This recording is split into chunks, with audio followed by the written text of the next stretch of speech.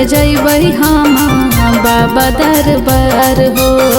चढ़ल सामान पिया हो जा तैयार हो, हो जा तैयार हो। मन कर जइबै हम बाबा दरबार हो। चढ़ल सामान पिया हो जा तैयार हो। बात मन नहीं चल पैबे पैदल, गौया के शिवाला पर ढार लेना जल गे।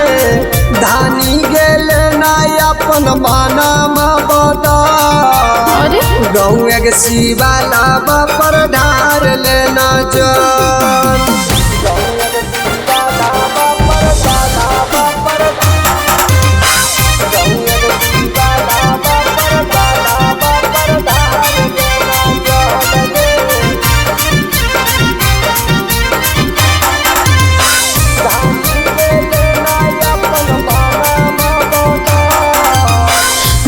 घर के चूड़ी लहठी शंखा पोला नामी, पूजा करके राजा हो कि नतियल दामी दामी, नतियल दामी दामी।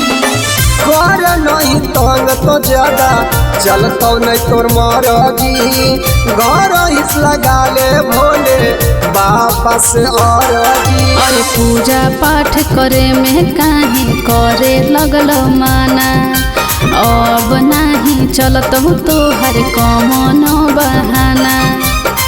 बात मन नहीं चल पैबे पैदल, गौया के शिवाला पर ढार लेना जल गे।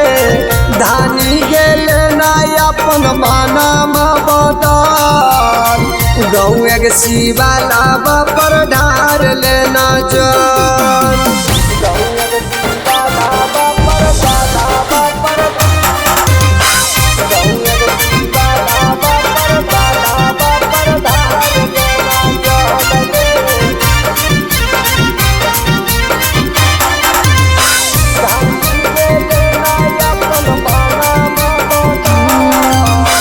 दे दाना रुपया राजा बनना कंजूस हो। पूरा करथिन बाबा सब रहब तुम खुश हो, रहब तुम खुश हो। जे जे तोरो इच्छा करो कर ले सब पूरा, जाई के चढ़ा ले तो भांग पेल धतूरा।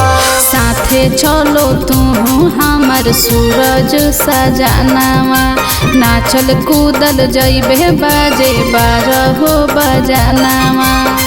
बात मन नहीं चल पैबे पैदल, गौया के शिवाला पर ढार लेना जल गे।